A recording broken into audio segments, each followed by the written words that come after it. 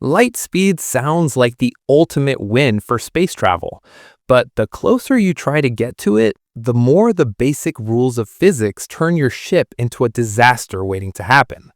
The universe is not offering you a new highway, it is putting down a hard barrier, and every step toward it loads more risk into your spacecraft.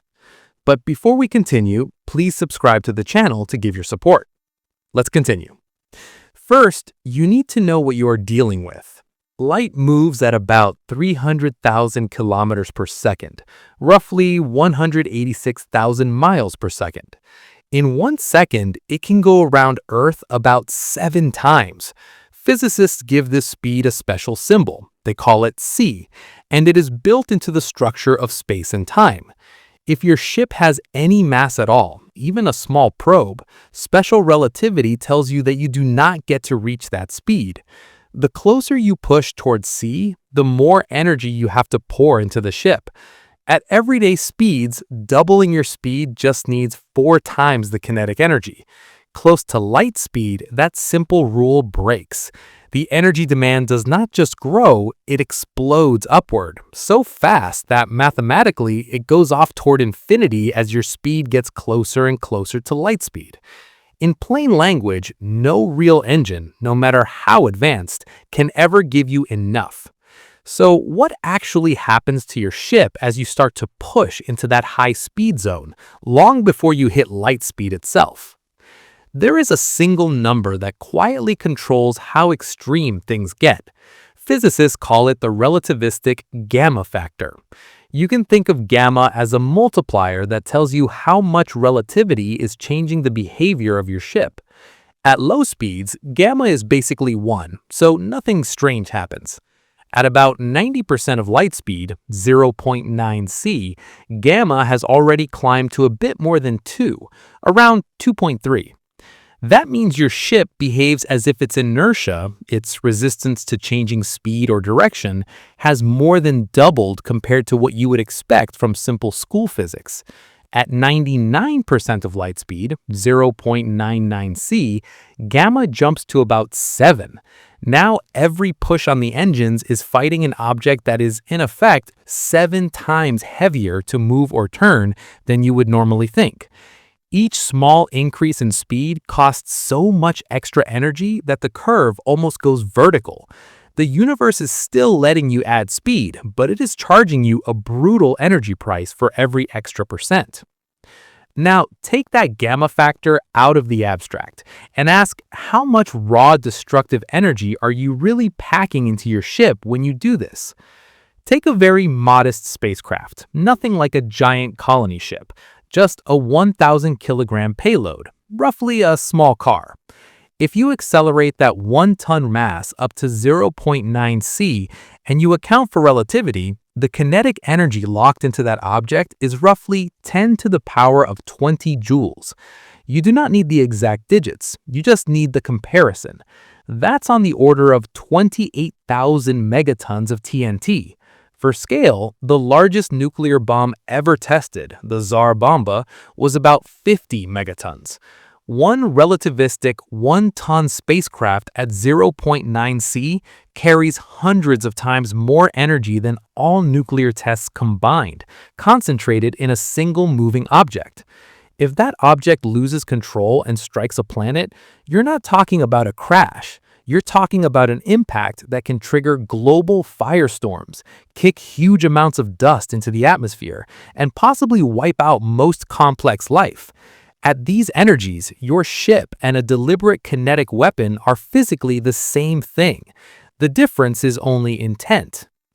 You might answer, fine, then don't push that hard, stay safely below light speed, cruise at only half of that speed or a tenth of that speed, and keep the danger under control. Does that actually solve the problem? Half the speed of light is around 150,000 kilometers per second, about 93,000 miles per second. Even at that speed, the kinetic energy of a sizable ship is already in the same league as the biggest natural disasters that hit Earth. At a tenth of light speed, 30,000 kilometers per second, around 18,600 miles per second, the energy is still far beyond anything our current rockets can generate. The key point is that you do not need to get anywhere close to actual light speed before your ship's energy becomes extreme. Once you're in that relativistic range, every ton of mass in your hull and fuel tank turns into stored destructive power. From a human point of view, you are flying to a distant star. From a physics point of view, you are moving a huge amount of concentrated energy on a collision course with whatever ends up in your way. So here's the real problem you have to face. Once you build a vehicle that fast, what happens if even one critical system fails? The moment you push a macroscopic object, something bigger than dust, toward a serious fraction of light speed, you have created something that cannot safely bump into anything. There is no such thing as a minor fender bender at 0.5 C or 0.9 C. If your guidance drifts by a small angle, you miss your carefully planned corridor and carry that colossal energy into some random target, maybe a planet, maybe a moon, maybe a dense gas cloud that turns your ship into debris and radiation. If your shielding underperforms, your hull slowly erodes under constant impacts from dust and gas, and at some point you lose the ability to steer or brake. If your engines cannot provide a long, stable braking burn at the destination, you don't slow into orbit, you blast straight through the star system at dangerous speed. In every scenario, what started as a transportation project ends up behaving like a directed catastrophe. This is the core theme hiding behind the dream of light-speed travel. The second you decide to push a large object toward light speed, you are not just shortening the trip, you are turning that object into a package of kinetic energy that the universe will treat exactly the same way it treats an asteroid or a bomb. The physics doesn't care that you called it a starship. If anything goes wrong at those speeds, you don't get a simple mission failure. You get an event big enough to damage entire worlds or even whole star systems. And all of this is before you talk about the fuel and the engines you would need to get there at all, the energy you must collect, store, and control just to spin up this much speed in the first place. And what happens if that energy ever gets released in the wrong place at the wrong time? In the last part, the focus was on how much destructive power a near light-speed ship carries. Now it is time to look at the thing that makes that possible in the first place, the fuel and energy. Because the second you start doing the real numbers, you are not just building a vehicle, you're building an energy project that sits on the edge of becoming a weapon by design. Take a ship with a mass of 1,000 tons, that is 1 million kilograms. That is not huge for an interstellar mission. That is small city block level hardware. Structure, engines, shielding, life support, maybe a small crew. To push that mass up to 90% of the speed of light, about 0.9 C, you need to give it on the order of 10 to the power of 23 joules of kinetic energy. Said in plain words, that is a 1 followed by 23 zeros, joules. If you converted a large mountain directly into energy using the famous mass-energy relation, you would get that kind of number. This is not a lot of fuel in the way a jumbo jet uses a lot of fuel. This is a level where you are moving around energy that normally only shows up in serious astrophysical events. And this is just the energy that ends up in the ship's motion. No real engine is perfectly efficient. If you are unbelievably good and get, say, 50% efficiency, you already have to collect twice that amount. If you are at 10%, now you need 10 times more. Most realistic high-end propulsion concepts do not get anywhere near perfect efficiency, especially once you include all the support systems. So whatever number you start with for the kinetic energy, you can multiply it by several, maybe by an order of magnitude or more, to get the real energy you have to generate and handle. So where does that sit compared to something you already know, like all the power humans use on Earth in a year? Right now, humanity burns through roughly a few times 10 to the power of 20 joules of energy every year from all sources combined: oil, coal, gas, nuclear, hydro, solar, everything. You can think of it as a few hundred billion joules. That already drives all cars, heats all homes, runs all factories, powers all data centers. Now compare that to the energy you want in your 1,000-ton ship. 10 to the power of 23 divided by a few times 10 to the power of 20 gives you hundreds. Even if your engines were perfect, you're already talking about a few hundred years of current global energy production poured into a single burn for a single ship. Once you drop in real-world inefficiencies, that stretches into the range of hundreds to thousands of years of today's entire planetary output, just to launch once at near light speed. To make that practical, you would need an industrial base far beyond what we have now. You are talking about solar arrays covering huge areas in space, fusion grids running at insane power levels, or something on the scale of a partial Dyson swarm collecting a noticeable fraction of a star's output. All of it built, maintained, and controlled just to fire one project off into interstellar space. At that point, you're not building a ship, you're building a small civilization whose main job is to charge that ship. So after you invest all of that effort and energy into one launch, you have to ask a much more uncomfortable question. What happens if you miss? Space is huge, and hitting a target star system with the level of accuracy you need is not a simple point-and-shoot problem. Over light-year distances, even a tiny angle error at departure turns into an enormous positional error at arrival. Being off by a fraction of a degree sounds small, but by the time your ship has crossed trillions of kilometers, that small angle has shifted you millions or billions of kilometers away from where you meant to be. The result is not a gentle flyby that you can easily correct. The ship simply keeps going, still moving at a big fraction of light speed, still carrying that 10 to the power of 23 joules of kinetic energy. There is nothing out there that naturally slows it down.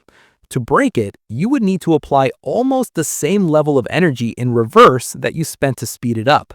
And if you have lost control or missed your timing, you no longer have that option.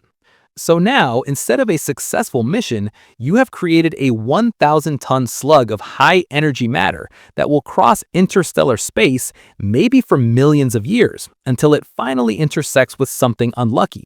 It could be a planet, a moon, a dense gas cloud, or even another civilization's infrastructure. To anything in its path, it is not an old ship. It's just a fast, massive projectile with the punch of tens of thousands of nuclear arsenals combined. And that assumes the main problem is aiming, but there's another layer on top of that. How does the system fail when something goes wrong during acceleration or braking? Conventional rockets can fail in a way that is violent but contained. A launch vehicle today might explode at the pad or at low altitude, and that's a disaster, but it's localized. The total chemical energy stored in the fuel is big by everyday standards, but tiny compared to what a near light-speed ship needs. When you scale up to relativistic missions, you no longer have safe failure modes. During acceleration, all that energy is being pumped into the ship and its exhaust. If a fusion drive loses control or an antimatter containment system fails, you are not just losing a vehicle, you're dumping a major fraction of this enormous energy budget into the space around your departure system. That could mean intense radiation sweeps, high-energy plasma jets, or even partial annihilation events that irradiate or physically damage planets and habitats. Then there's braking. To slow down from 0.9 C to something manageable, you need a long, controlled deceleration burn over months or years of ship time, depending on your engine and your chosen acceleration level in G. If that braking burn fails or cuts off too early, the ship doesn't settle into a safe orbit. It arrives at the target system still carrying a huge fraction of its original speed. At that point, there are only bad outcomes. A direct impact on a planet releases energy on the scale of a large asteroid strike or worse. A near miss still sends a shock to the system. Intense radiation from whatever emergency maneuvers you try, high-velocity debris if the ship breaks apart, and potentially destabilizing gravitational and kinetic effects if you happen to smash into belts of asteroids or lighter bodies. With that in mind, look at the whole picture and ask, from the outside, what have you actually built? At relativistic speeds, a starship and a kinetic weapon of mass destruction are the same physical object. The same mass, the same velocity, the same kinetic energy. The same fusion or antimatter engines that make the mission possible also create engine failure modes as bad as deliberate attacks. The same industrial infrastructure that gathers the launch energy can, with slight changes in aim or intent, fire that energy at anything else in the system. There is no clear line where you can say, here it is safe, here it is only transport. The physics doesn't care about your purpose, it just cares about mass, speed, and energy. The result is a very harsh conclusion. If you choose to push a 1,000-ton object to near light speed, you are not only committing to a massive engineering and energy project, you are also accepting that any mistake, any software bug, any navigational drift has consequences at the scale of entire star systems. The risk is not just to the crew or to the ship or even to the departure and arrival planets. The risk extends along the entire path of that object through the galaxy. And all of this still assumes that the space between stars behaves nicely, that the void is empty and calm, but even a thin smear of dust and gas becomes something lethal when you slam into it at relativistic speed. People say space is empty, but how empty is empty when you're slamming through it at 0.99 times the speed of light, hundreds of thousands of kilometers every second, with a metal ship in front of you? Interstellar space looks like a vacuum, but it is not a perfect void. Even between stars, you still have roughly a 10th to 1 hydrogen atom in every cubic centimeter, plus occasional dust grains, tiny bits of rock, metal, and ice. That number sounds ridiculously small, 1 atom in a sugar cube-sized volume. But your ship is not sampling a sugar cube. Your ship is plowing through a tube of space billions of kilometers long. Over 1 light year, about 9.5 trillion kilometers, around 6 trillion miles, the front of your ship sweeps out a path that contains an unimaginably large number of those atoms and grains. At low speeds in normal spaceflight, those particles are annoying but manageable. At orbital speeds, maybe 7 or 8 kilometers per second, around 17,000 miles per hour, we already worry about paint flecks and nuts and bolts causing damage to satellites. Now scale that up by a factor of 10,000 or more in speed. Every single atom you hit, every tiny particle, suddenly carries a huge amount of kinetic energy just because of your enormous velocity. The density of the medium is low, but your speed is so high that the total impact load becomes a serious threat over time. So if the average is just a few atoms here and there, why should you panic about a single grain of dust? Take a dust grain with a mass of just 1 milligram, 1/1,000,000th of a kilogram. That is smaller than a flea egg, basically invisible to the naked eye from any distance. Now let that grain collide with your ship head-on when you're doing 0.9 times the speed of light. The kinetic energy packed into that tiny mass is on the order of 10 to the power of 11 joules. Put that into human terms, that is similar to about 28 tons of TNT. People use that kind of explosive yield when they talk about artillery shells or large bombs. So your ship, cruising at near light speed, runs into something you would brush off your clothes on Earth. And locally, on the whole, it behaves like a serious military explosion. That impact does not gently bounce off the front of the ship. At these speeds, the dust grain and a chunk of the hull vaporize into a super hot plasma in a tiny fraction of a second. Shockwaves rip through the surrounding material, cracks can start, and if you get unlucky, that damage focuses stress into some critical part of your structure, and that is just 1 grain. Dust in space is not dense, but it is not non-existent either. Over years of travel, the chance of hitting a few of these things is not zero. But maybe you're thinking, okay, that's 1 rare big grain. So what about all the smaller stuff you hit constantly and cannot track or avoid? Even if you never meet a milligram-sized grain, you still have ocean after ocean of smaller particles, micrograms, nanograms, even single atoms and molecules. At normal spacecraft speeds, they just hit the surface slowly, like gentle sandblasting.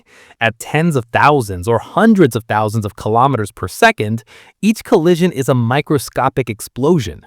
The particle and a bit of hull material both get heated to extreme temperatures. They ionize, and your ship is sprayed with tiny jets of plasma that drill into coatings, electronics, and structural layers.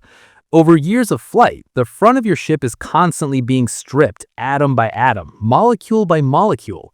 It's like a re-entry capsule coming down through Earth's atmosphere, where friction eats away at the heat shield. Except here, there is no atmosphere to slow you down. There is no brief, intense entry that ends in a few minutes. You are in that erosion regime the entire time you travel. If your trip takes decades in your own frame, the whole is under a long, grinding assault from the interstellar medium. So if the average is just a few atoms here and there, why should you panic about a single grain of dust? Take a dust grain with a mass of just 1 milligram, 1/1,000,000th of a kilogram.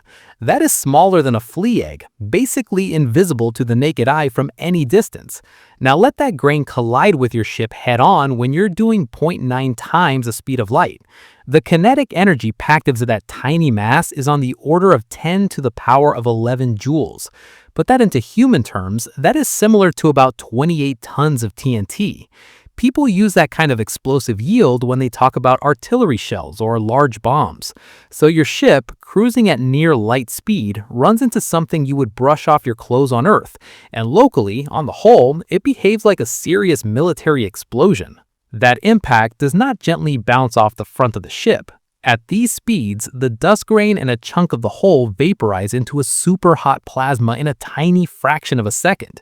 Shockwaves rip through the surrounding material, cracks can start, and if you get unlucky, that damage focuses stress into some critical part of your structure.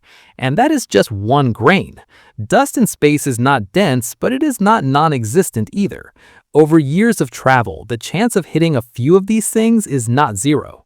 But maybe you're thinking, okay, that's one rare big grain. So what about all the smaller stuff you hit constantly and cannot track or avoid? Even if you never meet a milligram-sized grain, you still have ocean after ocean of smaller particles, micrograms, nanograms, even single atoms and molecules. At normal spacecraft speeds, they just hit the surface slowly, like gentle sandblasting. At tens of thousands or hundreds of thousands of kilometers per second, each collision is a microscopic explosion. The particle and a bit of whole material both get heated to extreme temperatures. They ionize, and your ship is sprayed with tiny jets of plasma that drill into coatings, electronics, and structural layers. Over years of flight, the front of your ship is constantly being stripped atom by atom, molecule by molecule. It's like a re-entry capsule coming down through Earth's atmosphere, where friction eats away at the heat shield. Except here, there is no atmosphere to slow you down. There is no brief, intense entry that ends in a few minutes. You are in that erosion regime the entire time you travel. If your trip takes decades in your own frame, the whole is under a long, grinding assault from the interstellar medium. So if the average is just a few atoms here and there, why should you panic about a single grain of dust? Take a dust grain with a mass of just 1 milligram, 1/1,000,000th of a kilogram. That is smaller than a flea egg, basically invisible to the naked eye from any distance. Now let that grain collide with your ship head-on when you're doing 0.9 times the speed of light. The kinetic energy packed into that tiny mass is on the order of 10 to the power of 11 joules. Put that into human terms, that is similar to about 28 tons of TNT. People use that kind of explosive yield when they talk about artillery shells or large bombs. So your ship, cruising at near light speed, runs into something you would brush off your clothes on Earth, and locally, on the whole, it behaves like a serious military explosion. And this is only one source of radiation. There is also the background radiation of the universe itself, the light and particles already out there.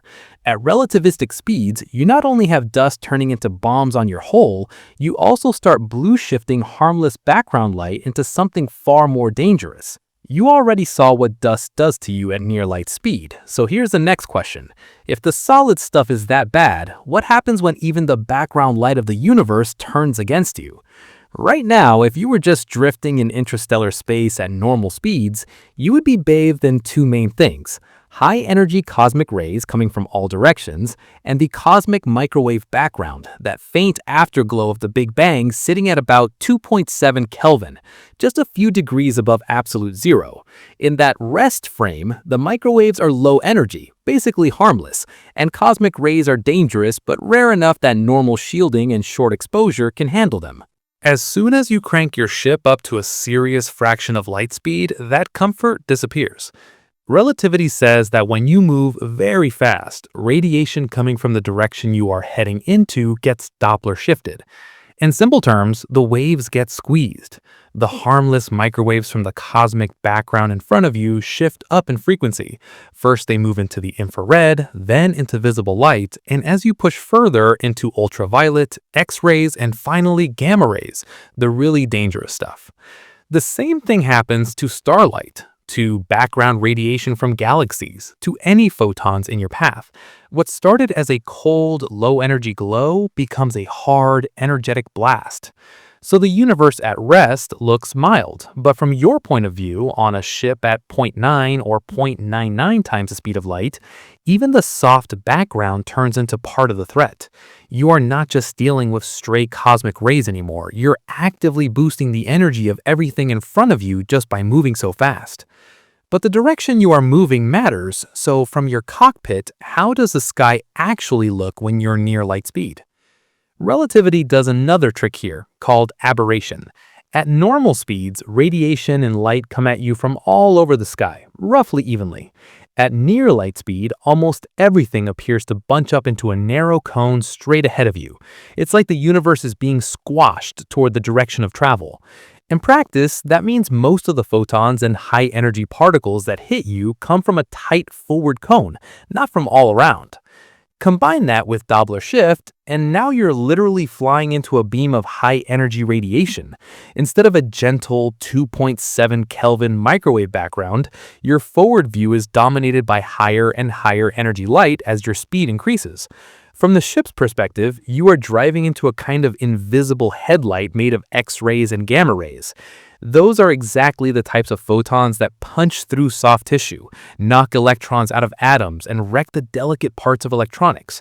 You can put thick shielding on the front of your ship, layers of metal, water, or specialized materials, and that will help, but at these energies, help does not mean solve. So with all that protection, how bad do the doses actually get for the people and systems inside? On Earth, we measure radiation in sieverts when we care about biological effect. A dose of a few millisieverts is what you might get from medical scans over time. A single dose of a few sieverts delivered quickly is enough to cause severe radiation sickness and can be fatal. Astronauts on the International Space Station already push against limits, and that's with Earth's magnetic field helping, and speeds of only about 7.7 kilometers per second, roughly 17,000 miles per hour. At relativistic speeds, the flux of high-energy photons and particles hitting your forward shield can be enormous. Even if your shielding blocks, say, 99.9% of incoming gamma rays, that remaining fraction can still be a huge number because the raw intensity is so high. Over months or years of travel in your own frame, doses could climb into ranges that would be instantly unacceptable on Earth. Your cells are being damaged constantly. DNA strands get broken, proteins get ionized, cell membranes get hit. The body can repair some of this, but not all of it, and not forever. In a long mission, chronic radiation exposure becomes a slow, steady attack that your biology cannot fully keep up with. And that's only counting the photons that pass through the shield. What about the particles that slam into the shield and stop there? What do they turn into? Those hits, especially with gas atoms and stray cosmic rays, don't just vanish. When high-energy particles collide with nuclei in your shielding, they generate showers of secondary particles. In high-energy physics labs, we see pions, muons, electrons, neutrinos, and extra gamma rays come out of these collisions. Your ship's hull becomes the first stage of a particle accelerator. It takes the raw energy of your motion and converts some of it into these cascades. Behind that hull, your crew deck, your computers, and your control systems are sitting right in the line of fire. They're not being hit by one clean, simple beam. They're being hit by complex showers that come from hundreds of millions of tiny reactions each second. Electronics can experience bit flips, latch-ups, or permanent damage. Sensors can start to read noise instead of signal. Critical systems might need multiple layers of redundancy and error correction just to survive the environment. This is why, at some point, a relativistic ship starts to look less like a vehicle and more like a badly placed detector inside a giant high-energy physics experiment. Except here, failure is not a bad data run. failure is loss of control at near light speed. So in the end, what does all of this mean for actual living tissue, for you or any other biological crew? The bottom line is harsh. Relativistic speeds don't just add a bit of extra radiation, they reshape the whole radiation environment around your ship. A universe that is cold and mostly harmless at rest becomes, from your perspective, a directed high-energy beam aimed straight at your bow.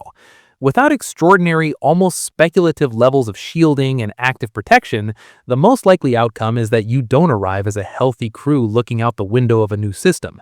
You arrive, if the hardware survives at all, as sterilized equipment with dead or severely damaged biology inside. So now you have dust turning into explosions on your hull and background light turning into a radiation beam.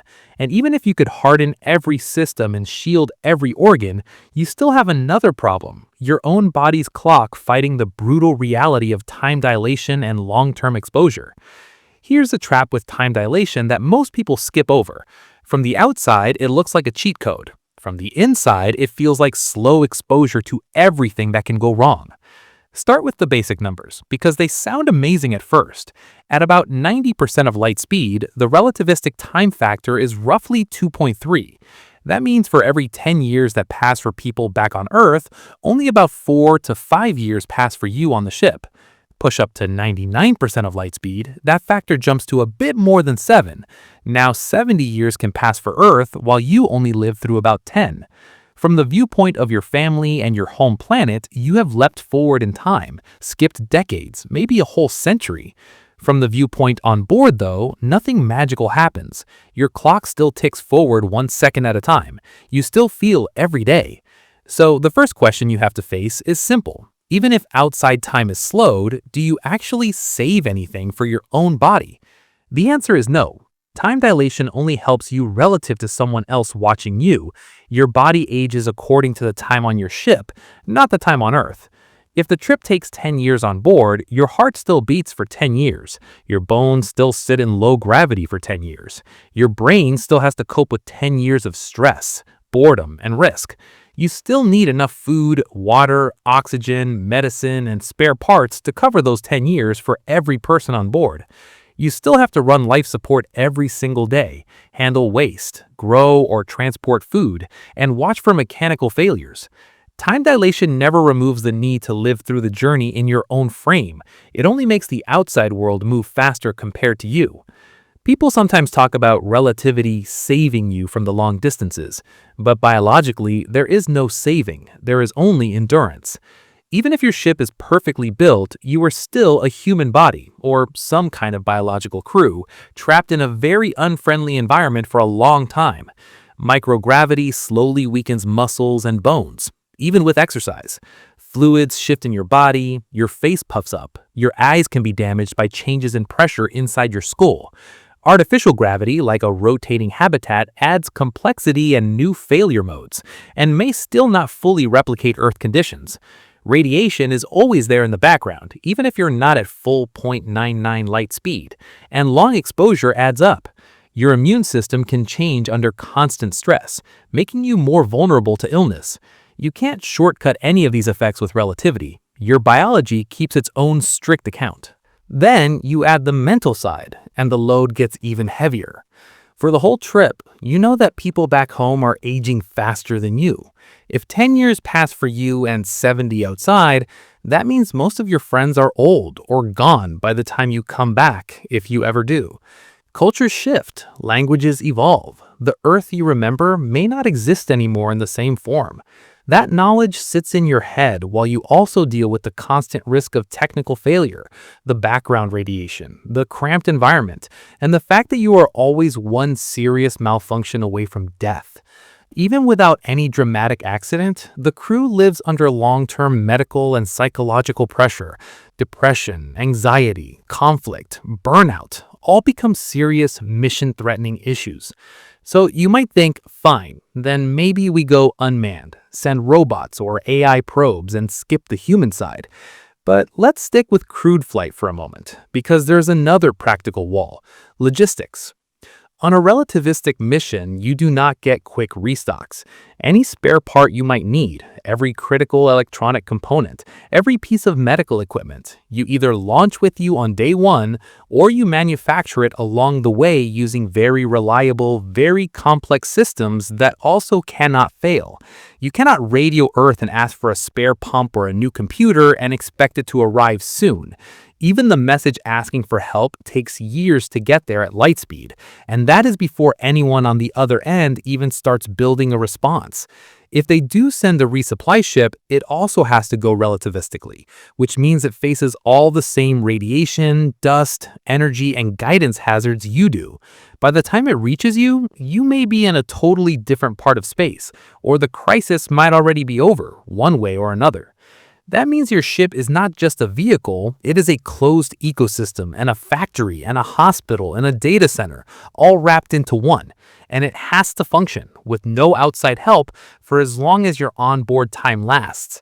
Relativity also messes with coordination in a deeper way. Because different observers disagree on the order of some events at near light speed, planning complex, time-sensitive operations between the ship and Earth becomes hard. For you, a repair or course correction might happen before a message you send. For people on Earth, that same repair might look like it happened after the moment your telemetry started to fail. Debugging problems, reconstructing accidents, and deciding what to do next all become tangled in communication delay and relativistic timing. There is no real-time oversight, no mission control constantly watching over you, only delayed snapshots of what already happened. So here's the paradox you end up with. When you look from far away, time dilation makes extreme journeys look more possible. But for the people actually riding the ship, it just stretches out the danger. From Earth's point of view, you cross light years in what looks like a human lifetime, not thousands of years. From your point of view, you still live through year after year of risk, maintenance, radiation, psychological stress, and isolation.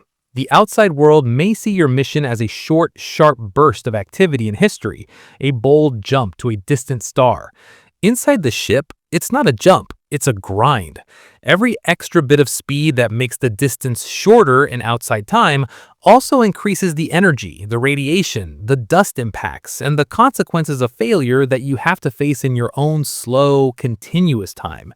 You get all the risks of relativistic flight with none of the shortcuts for your own body, and you still have to steer, observe, and react in a universe that gives you less and less time to see threats coming as your speed climbs.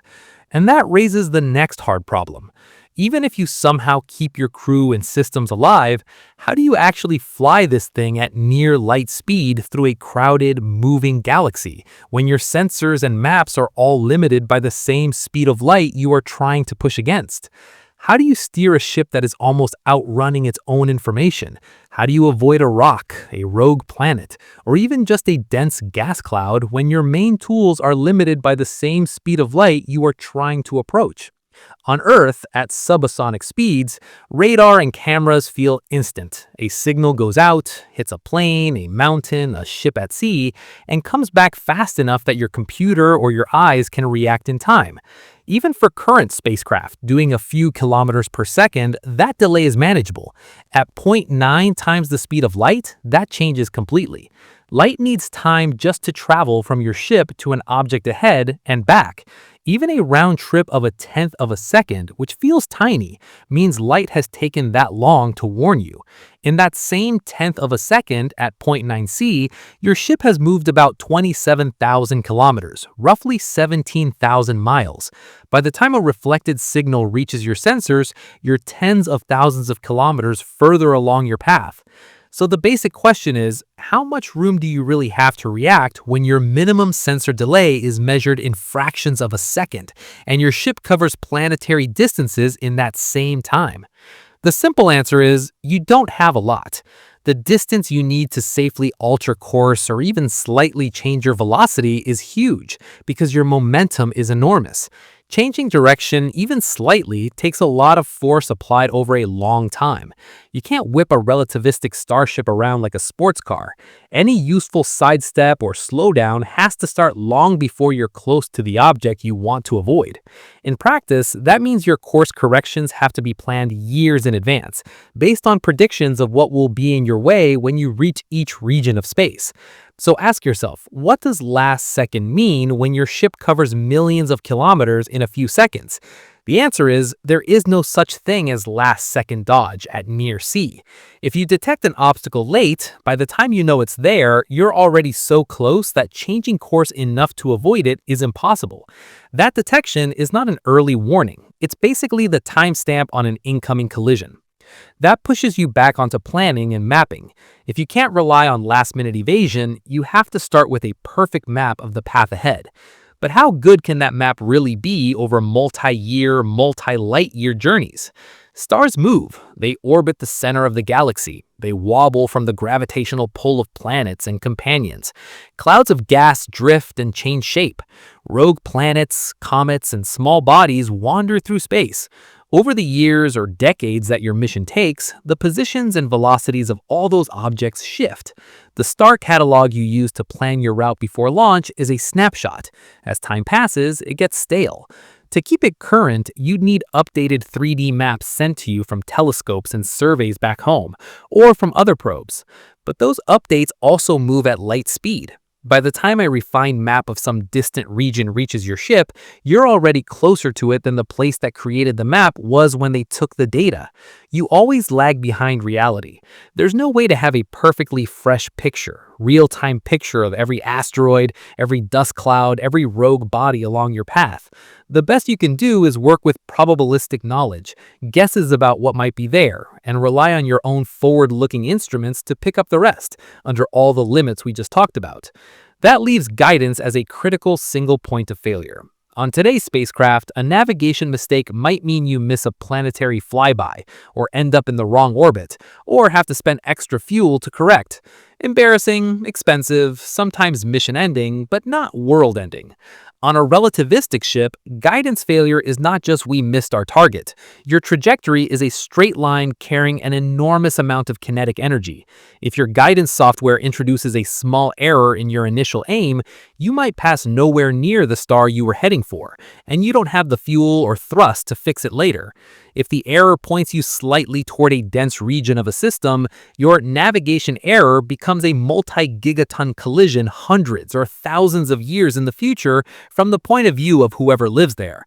If a bug or hardware fault hits you during braking, you might fail to slow down enough to rake through a planetary system at a dangerous speed, releasing huge amounts of energy in impacts or emergency burns.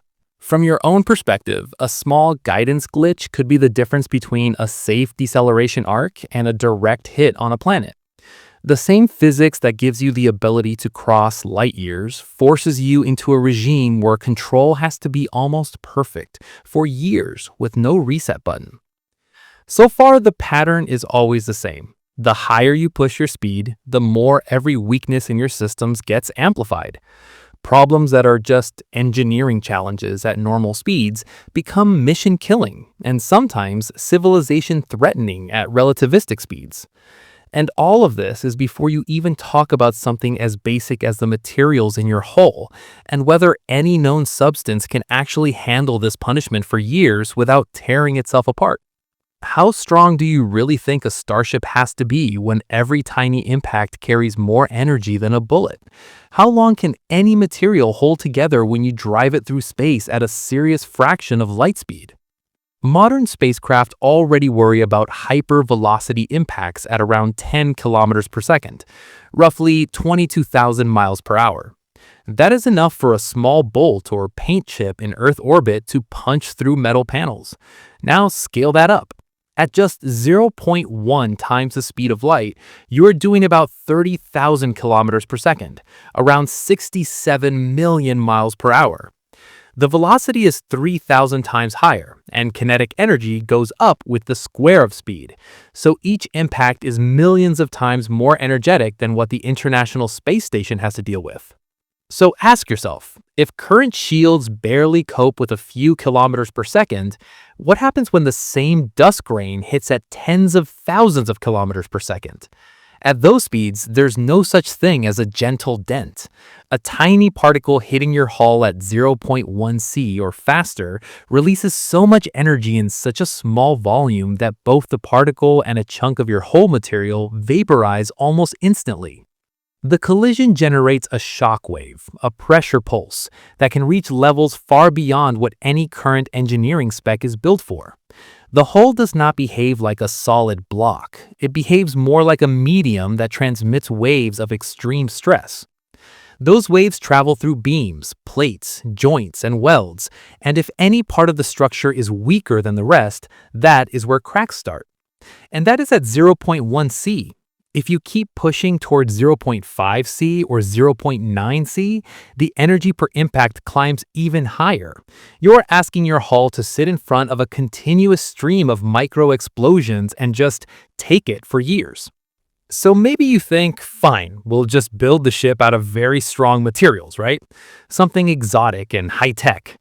But there is a hard limit here, and it doesn't care about cool material names.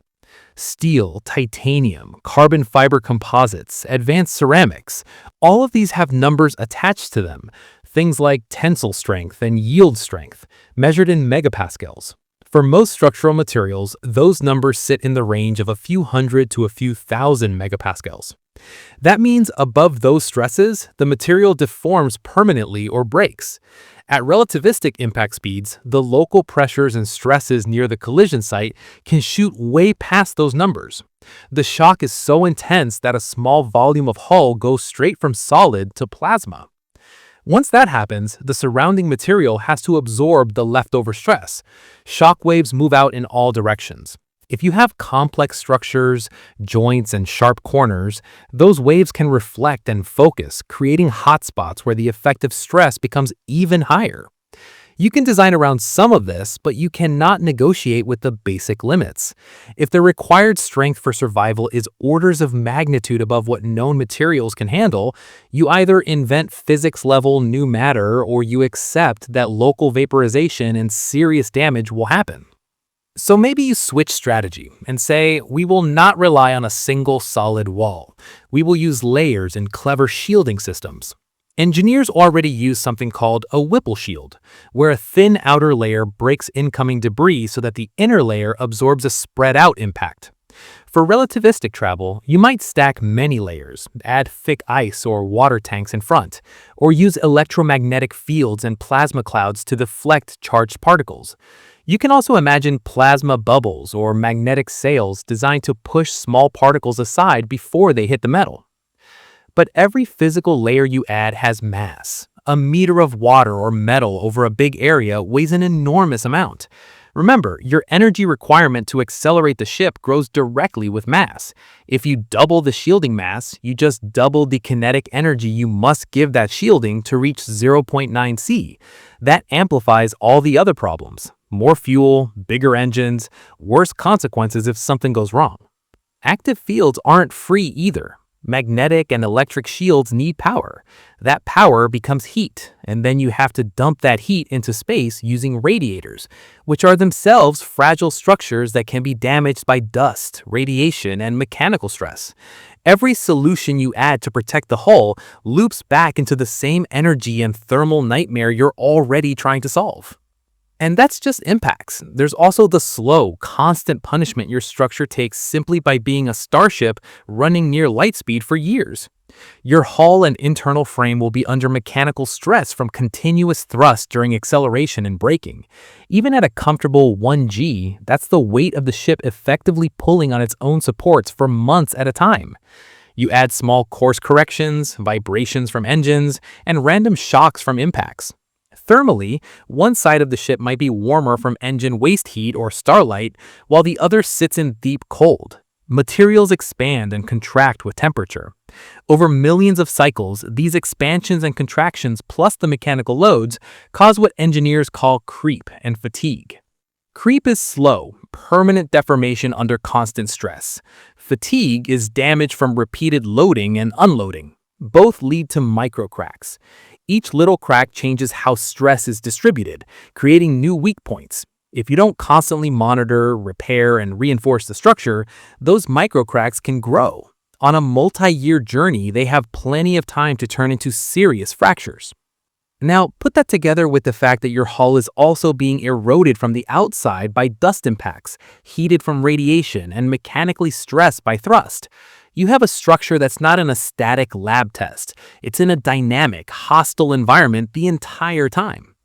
So what actually happens if the hull finally reaches its limit? If one beam gives way, one panel fails, or one joint can't take another shock? At aircraft speeds, a structural failure might mean a tear, a slow decompression, a few seconds of time to react. At relativistic speeds, there's no gentle version of this. Your ship is full of stored energy. Kinetic energy from your speed, internal energy from pressurized cabins, hot engines, rotating equipment, electromagnetic fields. When a critical piece fails, the load it was carrying is suddenly dumped onto neighboring parts. They overload in turn. The failure front can race through the structure in microseconds. From the inside, you wouldn't have time to walk to an escape pod or seal a door. The ship would simply rip itself apart. Cabins exposed to vacuum would decompress almost instantly. Sections of hull could shear off and become their own high-speed fragments, continuing on with nearly the same velocity as the original ship. What looked like one craft a moment ago becomes a cloud of lethal debris. So at this point, you have a hull that is constantly being chipped away from the outside, slowly weakened from the inside, and held together only as long as your design, your maintenance, and pure luck all stay in your favor. And remember, everything you do to reinforce that hull adds mass, and everything you do to support that mass adds power and heat. You are now facing another brutal question. If your structure has to be this heavy and this stressed just to stay in one piece, how do you get rid of all the heat and waste energy generated by engines, shields, and systems without cooking the ship from inside? You've seen how the hull is fighting to stay in one piece, so here's the next problem. Even if your ship holds together, where does all the waste heat actually go when you are running engines powerful enough to shove thousands of tons toward light speed? On a relativistic ship, your engine is not some small chemical rocket. It is fusion, antimatter, or a gigantic beam-driven sail, and it is pushing out power on a ridiculous scale. A serious interstellar drive might be running with power levels in the terawatt to petawatt range. That is trillions to quadrillions of watts, comparable to or beyond all power use on Earth today, and possibly approaching a tiny fraction of a star's output. Even if you are very optimistic and say your engine is, say, 70 or 80% efficient, the remaining 20 to 30% still turns straight into waste heat inside the ship, in your reactors, in your power electronics, in your radiators. On Earth, you dump heat into air or water. You blow it away with fans. You pipe it into cooling towers. In space, you do not have that luxury. There is no air to carry heat away, only empty vacuum. The only way to lose heat is to radiate it as light, mostly infrared. And here's the hard part. The rate at which you can radiate energy goes up very strongly with the temperature of the radiating surface, not in a straight line, but as temperature to the fourth power. That means if you want to radiate 16 times more power from the same area, you have to double the temperature of your radiators. So you face a choice. If you want to keep your ship at safe, moderate temperatures, the radiating area has to be enormous. If you try to keep the area small, then the surfaces have to run at very high temperatures, which stresses materials, increases thermal radiation into your own systems, and makes everything harder to manage. Put some real scale on that. If your ship is burning power even vaguely comparable to a small star, which is what you drift toward if you want serious acceleration on a big mass, your radiators have to handle an energy flow that is off the chart by today's standards. To keep the radiator temperature in a range that metals and composites can survive, you end up needing panels that span square kilometers. Think of structures with total surface area as big as multiple city centers. thin, extended sheets or fins unfolding from the main hull. These are not thick armored plates. They are lightweight because you want as much radiating area per kilogram as possible. That makes them fragile. Dust impacts can puncture them. Vibrations can tear them. Any structural failure in the radiators can suddenly reduce your ability to cool the ship, and your internal temperatures start climbing. You are trying to bolt vast, delicate wings of hot hardware onto a vehicle that is already under extreme mechanical and thermal stress. And those huge hot surfaces are not just an engineering headache, they're also bright. Anything that is hot radiates, first in infrared, and if it is very hot, also in visible light. A relativistic ship with square kilometers of glowing radiator is not subtle. It lights itself up against the dark of interstellar space. Any civilization with sensitive infrared or optical telescopes, even light years away, could pick that signal out if they looked in the right direction. In a universe where you might want to stay hidden, or at least not broadcast your exact position, your cooling system becomes a loud, clear beacon saying, "Here is a machine dumping huge amounts of power." So you might try to argue, fine, we will run the engines hard only for a while, then shut them down and cool off during a long coasting phase. That reduces the time you are bright, but it does not escape a deeper problem. The energy in your speed is still there, and you have to deal with it when you want to slow down. Acceleration heats you. Braking heats you as well. To go from rest up to 0.9 times the speed of light, you inject an enormous amount of kinetic energy into the ship. To slow back down to rest at the destination, you must remove that same amount, the full kinetic energy again.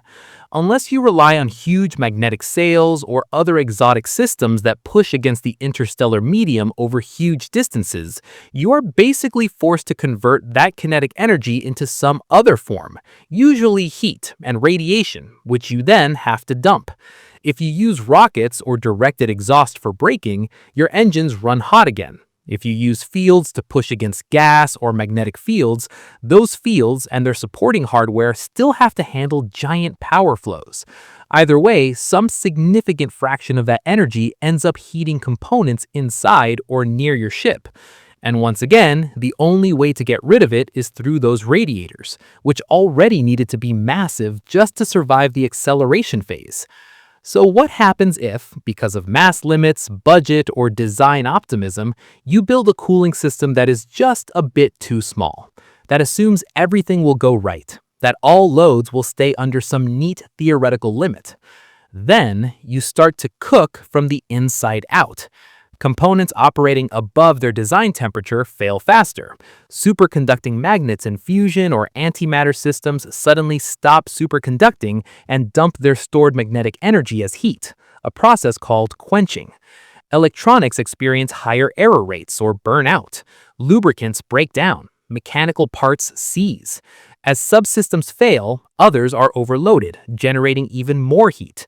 You get a feedback loop where losing cooling capacity causes higher temperatures, which causes more failures, which reduces cooling capacity even further.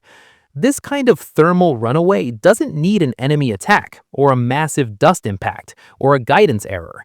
It is purely internal. If it runs away far enough, the ship can be damaged or destroyed without any dramatic external event. From your point of view inside, systems start failing, alarms start stacking up, and if temperatures climb too fast, you might not have time or tools to recover. So now your situation looks like this. You need engines powerful enough to burn like small stars. You need radiators as big as cities to keep those engines from melting the ship. And you need all of that to survive impacts, radiation, and mechanical stresses at near light speed for years. And you still have not solved one more basic question. How do you actually get to those speeds in the first place, at accelerations that humans can survive, without the process of speeding up, tearing the ship and the crew apart? You've seen how hard it is just to stay cool and intact at near light speed. So the next blunt question is this: how do you even get up to those speeds without the acceleration phase alone breaking the ship and the crew long before any of the other problems kick in? Start with the basic acceleration numbers because they look friendly at first glance. A comfortable long-term acceleration for humans is about 1 g, roughly 9.8 meters per second squared, basically what you feel standing on Earth. If your starship can push at 1 g in a straight line, you get something like artificial gravity for free. Everyone walks down toward the engine. Blood flows normally, muscles and bones are happy. At that steady push, you reach about a tenth of the speed of light, 0.1 c, in a bit over a month, roughly 35 days. If you keep the engines firing, you can climb all the way to around 0.9 c in something like a year of continuous thrust. Now ask yourself, what does continuous thrust for a year really mean in engineering terms? It means your engines must run at enormous power levels without a break. Your fuel systems, pumps, control computers, radiators, structural mounts, all of it has to operate under full load for month after month without a major fault. Every small vibration, every thermal cycle, every tiny material flaw has a year to grow into a serious problem. For the crew, that whole year is spent under 1 g while you accelerate, then another long period under 1 g in the opposite direction when you brake. It is survivable, but it is not trivial. It is like strapping an entire city to the top of a rocket that never turns off. So maybe you think, fine, 1 g takes too long. Let's just crank the acceleration up and get there faster. As soon as you push to 2 or 3 g, you start to leave the comfort zone for human bodies. At 2 g, you feel like you weigh twice as much. At 3 g, 3 times. Blood pulls in your lower body, your heart has to work harder to push it to your brain, muscles and bones shift slightly inside your chest and abdomen, your spine is under constant extra compression. Fighter pilots can survive up to 9 g for short bursts with special suits and training, but that is measured in seconds, not weeks. If you tried to run a crewed mission at 2 or 3 g for days or weeks, you would be pushing bones, muscles, and cardiovascular systems far beyond anything they evolved for. Even if you avoid immediate blackouts and strokes, long-term health damage is almost guaranteed. Blood vessels can weaken, joints and vertebrae can suffer chronic stress, and even breathing becomes harder as your chest feels heavier. You would need extreme medical support, specialized habitats, maybe rotating sections to relieve load, and you would still be gambling with the crew's long-term survival. So pushing harder in acceleration does shorten the trip on paper, but it pushes human biology closer to its limits, and that's before you even look at the fuel side. The rocket equation, the rule that connects how much speed change you get to how much fuel you carry, already punishes normal rockets. Every extra kilometer per second of speed requires a higher mass ratio, more fuel compared to payload. It grows in a way that quickly makes rockets huge fuel tanks with tiny useful payloads. When you start talking about speeds that are a serious fraction of light and you include relativistic effects, this problem becomes extreme. To get a big change in speed while keeping acceleration in the human-friendly 1 g range, you either need an engine with absurd performance, throwing exhaust out the back at some enormous fraction of light speed, or you need to carry mind-bending amounts of fuel, or both. In many designs, the ship ends up being mostly fuel by mass. Your actual living space, cargo, and structure are a small percentage riding on top of a huge stack of fuel tanks. But remember, every kilogram of fuel also has to be accelerated. If you bring more fuel to go faster, you need even more fuel to push that extra fuel. Add relativity, where your effective inertia climbs as your speed approaches light, and the fuel requirement explodes. You quickly reach a point where for chemical or fusion rockets, the numbers become ridiculous, and even antimatter designs start to look like speculative edge cases. So from a fuel standpoint, trying to keep g-forces comfortable while reaching near light speed pushes you into designs that are either almost all fuel or rely on almost magical propulsion. Now flip back to the structure. If you decide to ignore human comfort and accept higher g for the crew, or use higher g for unmanned sections of the flight, those g-forces do not just hit people, they hit every single bolt, weld, and truss in the ship. Force is mass times acceleration. Double the acceleration, you double the force on every structural element along the acceleration axis. Go from 1g to 5g, and every component now effectively weighs 5 times more in the ship's frame. That includes the engines, fuel tanks, shielding, radiators, and the hull we already saw is under pressure from impacts and thermal stress. At the same time, you're trying to keep the ship as light as possible to reduce fuel needs. That means thin walls, optimized trusses, minimal safety margins. The more you shave off mass, the smaller your margins get. Increase G too much, and you reach a point where your own thrust loads the structure so hard that tiny imperfections turn into cracks and failures. You cannot win by just saying, make it stronger, without also saying, make it heavier. And as soon as you do that, the fuel and energy problems get worse again. So for crewed missions, you're trapped between two hard limits: human tolerance for sustained G and structural tolerance for sustained G. If you respect both, your acceleration has to stay relatively low, and your journey to near light speed takes a long time in your own frame, with all the risks we already talked about. So that naturally leads to the idea, why not take humans out of the loop? Why not throw unmanned probes at insane accelerations and forget about biological limits? For machines, you can push things much harder. A small, solid probe with no crew can tolerate hundreds or even thousands of G if it's designed like a projectile. You can imagine electromagnetic launchers, huge laser arrays pushing light sails, or other systems that crank the acceleration way beyond what any human could survive. That gets you to a high fraction of light speed much faster, maybe in hours or days instead of months. But there's a cost. A probe that has been slammed up to those speeds under huge accelerations is, even more than a crewed ship, just a bullet.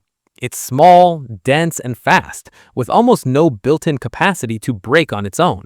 It's very difficult to carry enough propellant or build a braking system that can survive the return deceleration from that kind of launch. So you get a vehicle that's great at going out, terrible at slowing down. It zips through the target system in a blur or impacts something with destructive force. So whether you carry humans and stay in the 1G zone, or you go unmanned and push far harder, acceleration itself is not just a technical detail. It shapes everything about your design: fuel mass, engine power, structural strength, mission profile, and in the unmanned case, just how much of a weapon your probe becomes by nature. And even if you solve all of this, even if you accept the fuel costs, the G limits, the years of thrust and brake burns, there's still something else going on around the ship. At those speeds, you're not just moving through space, you're actively disturbing it, stirring up fields and plasma and shock waves, turning the empty vacuum around you into part of the threat. At this point, your ship is not just a fast object, it's starting to change the space it moves through, and the faster you go, the more the background environment becomes part of the threat. Start with acceleration itself. When you accelerate hard, you feel a force, your instruments register a load, but quantum field theory says something deeper is happening. There's an idea called Unruh radiation. It says that an observer who is accelerating through what looks like empty vacuum will see that vacuum as if it has a temperature, like a faint thermal glow. In other words, from the point of view of a strongly accelerating ship, what everyone else calls nothing is not quite nothing. For the kinds of accelerations we've talked about so far, around 1G, the effect is so tiny that it's basically invisible. The temperature would be absurdly low, completely drowned out by everything else. But push those accelerations high enough, go toward more extreme launch systems, and in principle, you start to talk about heating the vacuum in your own frame. It's a reminder that when you crank up acceleration to ridiculous levels, you're not just pushing metal and fuel, you're pushing against the structure of quantum fields themselves, and even the empty space you travel through is no longer a neutral backdrop.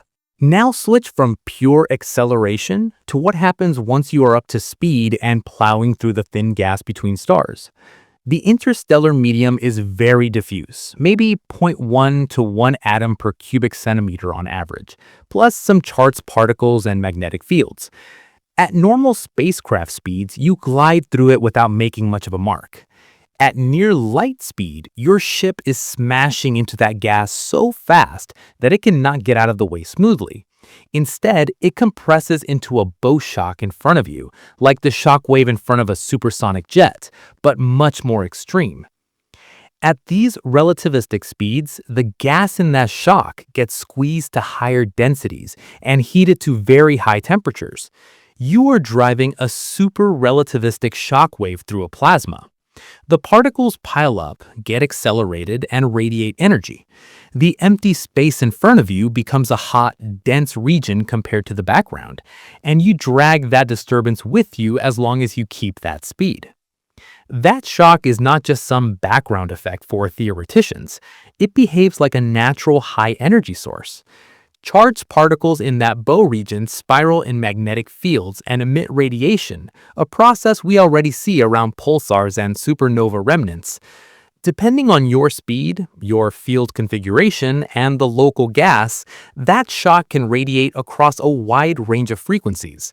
At lower energies, it might shine in radio and infrared. As you push energy higher, you can get X-rays and maybe even gamma rays coming off that region.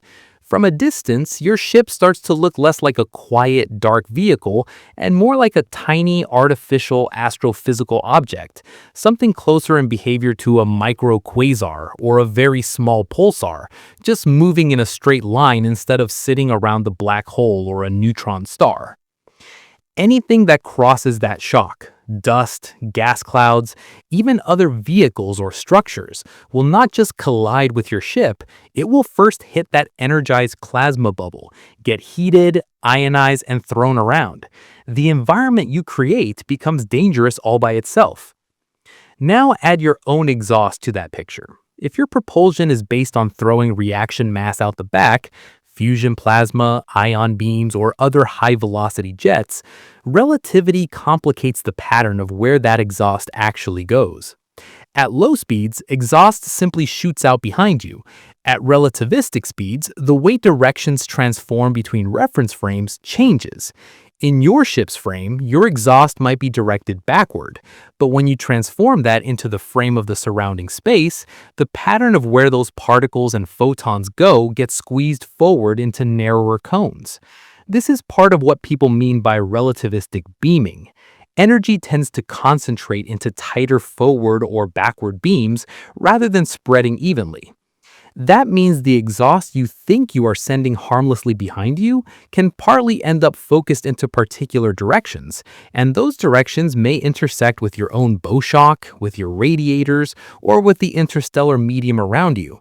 You get complex feedback loops. Your exhaust drives currents in the plasma changes the magnetic fields, the fields bend the exhaust, and now you have high-energy particles and radiation moving in ways your basic engine design did not expect.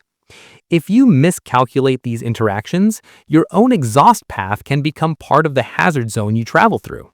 You can end up running your ship straight into streams of particles or radiation that you created yourself a short time earlier.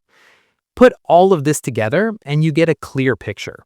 Your relativistic ship is not just a thing in space, it's a moving disturbance in spacetime and plasma with very high energy density. You started with the idea of a vehicle, something that carries people or payloads from one system to another. But the moment you push to near light speed, you have built something that behaves like a hybrid of several dangerous natural phenomena: a shock-driving object, a particle accelerator, and a strong radiation source. Even if you are completely peaceful, even if your goal is pure exploration, the physics of your motion is aggressive. From the point of view of anything in your path, planets, habitats, other ships, you are not just passing by. You are dragging a hot, energized region of space along with you, backed by the kinetic energy of your entire mass. That is what relativistic spacetime really means in this context.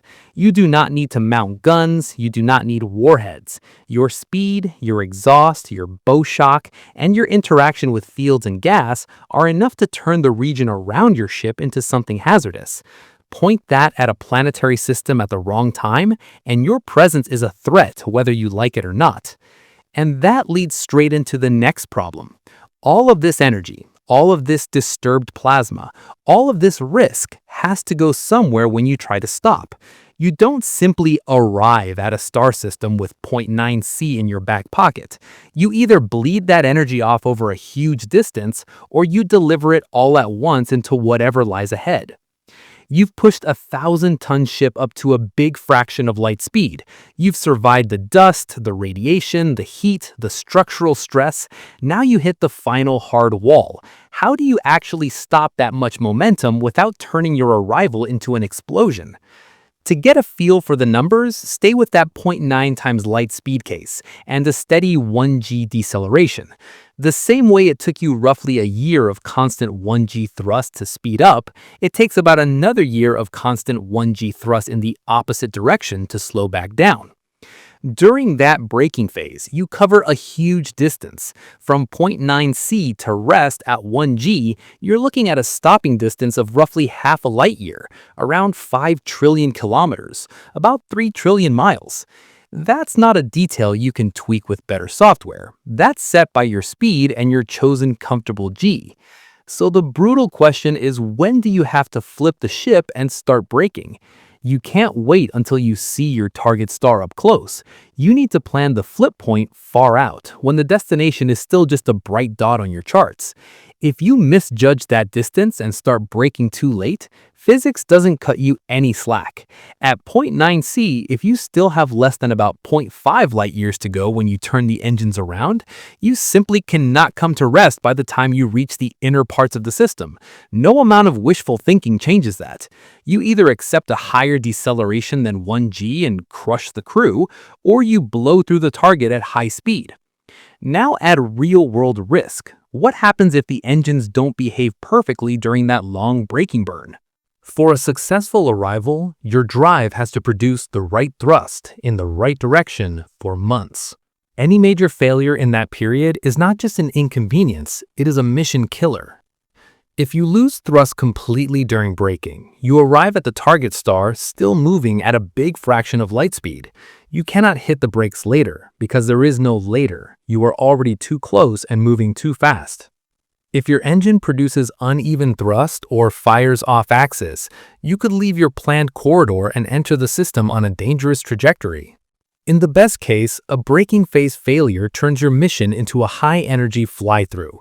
You scream past the star, maybe skim the outer system, and then vanish back into interstellar space, still loaded with kinetic energy. In worse cases, you penetrate deeper into the planetary zone, with almost no ability to make big course changes in time. The line between successful insertion into orbit and uncontrolled drive-through is razor-thin at these speeds. Now put a planet directly in front of that failure.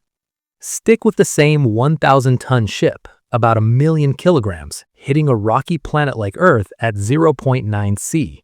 Earlier, you saw that even a 1-ton object at that speed carries absurd energy.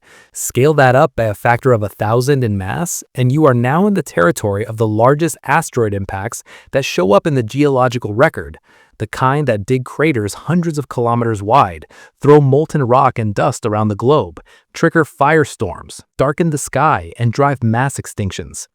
The energy of that impact is enough to set forests and cities on fire on the far side of the world, boil oceans locally, and blow a significant fraction of the atmosphere's dust and vapor load up into high altitude. Climate shifts follow, agriculture collapses, entire biospheres can go down. From the planet's point of view, it does not matter that you called this object a starship. It sees something with the mass of a small mountain and the speed of 0.9 C hitting in a split second. The effect is the same as a deliberate strike. Maybe you say, fine, but what if we don't actually hit a planet? What if we just miss everything important and blast through the system? Isn't that safer? Even a clean flyby at near light speed is not harmless. As you pass through a planetary system, your bow shock and your exhaust interact with the local gas and dust, pumping energy into the environment. You spray high-energy radiation along your path. The fast-moving disturbance can ionize gas, create charged particle streams, and temporarily alter the local electromagnetic environment. Small bodies on marginal orbits, like loosely bound asteroids, comets, or outer moons, can have their orbits nudged by gravity or by impacts from energized particles and debris. Over long timescales, a single fast fly-through might destabilize parts of an asteroid belt or a cloud of comets, slightly shifting impact probabilities for that system's inner planets. You also leave behind a trail of energized plasma and possibly debris from your own erosion. For any infrastructure in that system, space habitats, satellites, other ships, a near-sea pass is a genuine hazard even if your central trajectory misses the major worlds. And remember, that is the "we got unlucky but didn't directly hit anything" version. It still looks like someone fired a high-energy round straight through the heart of a planetary neighborhood. Now compare this to how we normally arrive at destinations in space today. Current spacecraft slow down gently relative to their targets. They use powered descents, small engine burns, aerobraking in atmospheres, parachutes, and reaction control thrusters. Orbital insertions are measured in hundreds or thousands of meters of speed change, not in fractions of light speed.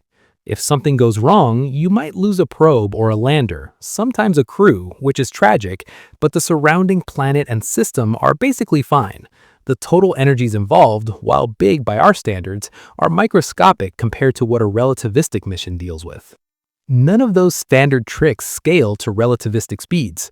You cannot safely aerobrake a ship coming in at 0.9 C. The atmosphere would act like a solid wall, instantly converting your kinetic energy into a vast explosion.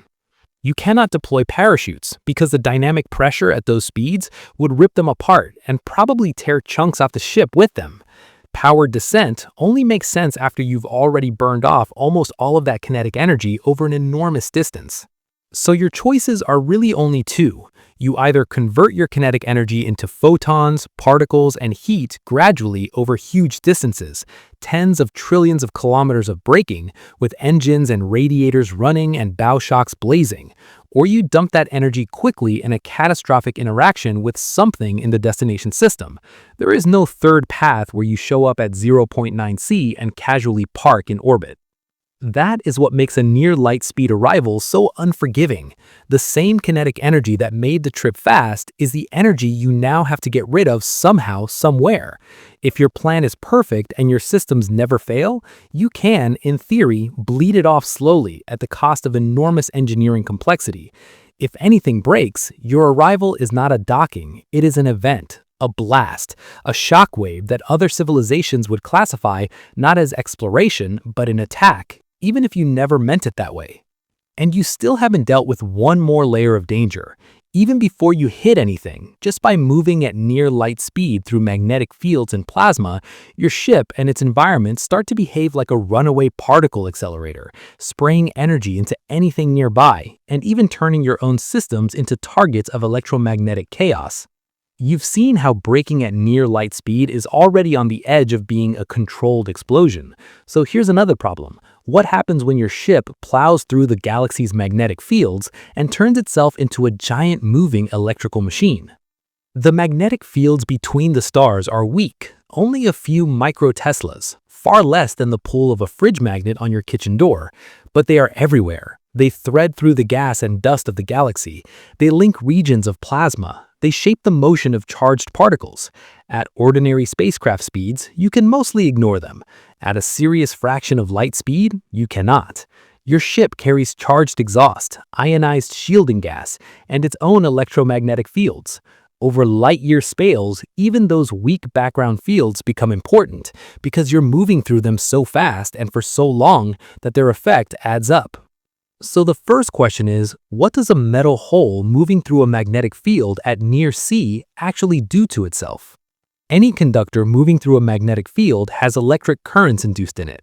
This is basic generator physics. Now, scale it up. Your starship is not a small wire loop. It is a structure hundreds of meters long, covered with cables, trusses, and wrapped in plasma from your bow shock and exhaust. At near light speed, you're cutting through these galactic magnetic fields incredibly quickly. The result is huge induced voltages across parts of your ship, potentially in the range of millions of volts between different sections. Those voltages drive currents through any path they can find, including through the hull, through support structures, and, if your shielding is less than perfect, through sensitive electronics. You get eddy currents looping inside metal components, heating them up. You get unexpected electrical stresses at joints and connections. You are basically running a giant uncontrolled generator at the same time as everything else. Then think about the charged particles in the space around you and ask what your ship does to them. The interstellar medium is a plasma, a gas of ions and electrons. Charged particles don't just move in straight lines through magnetic fields. They spiral along them, and they get pushed and pulled by electric fields. Your starship carries its own electromagnetic fields, from drives, shields, and onboard systems. Your bow shock compresses and distorts the background field. All of that together creates a complicated electromagnetic environment around your ship. In that environment, charged particles can be accelerated to much higher energies. They swirl in tight curves around magnetic field lines, gaining speed as they interact with your fields and the shock. This is very similar to how natural cosmic accelerators work around neutron stars and black holes. In effect, your ship can behave like a moving synchrotron, constantly throwing out radiation as these particles curve and spiral. That radiation is not just soft radio waves. Given enough energy, it can reach X-ray or even gamma-ray frequencies. So now, your ship is not just a chunk of metal, it's a moving high-energy source, glowing, in invisible wavelengths at least, across a wide range of the spectrum. Now consider what all of these induced currents and fields inside the ship are doing to your own hardware. Sensors need stable baselines to measure faint signals. Communication systems need clear channels with predictable noise. Control electronics need stable voltages and clean clocks. On a relativistic ship, the electromagnetic environment is constantly shifting.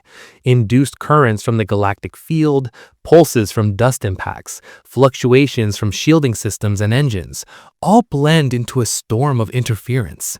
Even with Faraday cages, grounding schemes, and layers of shielding, keeping your electronics clean in that environment is like trying to run precision lab equipment in the middle of an electrical thunderstorm while riding a roller coaster.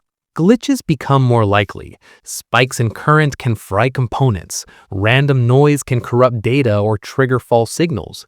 Your star tracker could misread the sky. Your navigation computer could receive a bit flip in a critical variable. Your engine controller could momentarily misfire. At normal speeds, those kinds of glitches might cause small course errors or brief system resets. At near sea, a single wrong decision from a corrupted sensor could mean a bad burn, a missed braking window, or a trajectory that you cannot fix later. Then there is the external side of all this electromagnetic chaos, what your ship is doing to anything else in the neighborhood. Any shielding system that uses plasma or charged particles will leak some of that material. Engines too, especially fusion or ion drives, throw out charged exhaust. In the presence of interstellar and ship-generated magnetic fields, these particles do not just spread out evenly.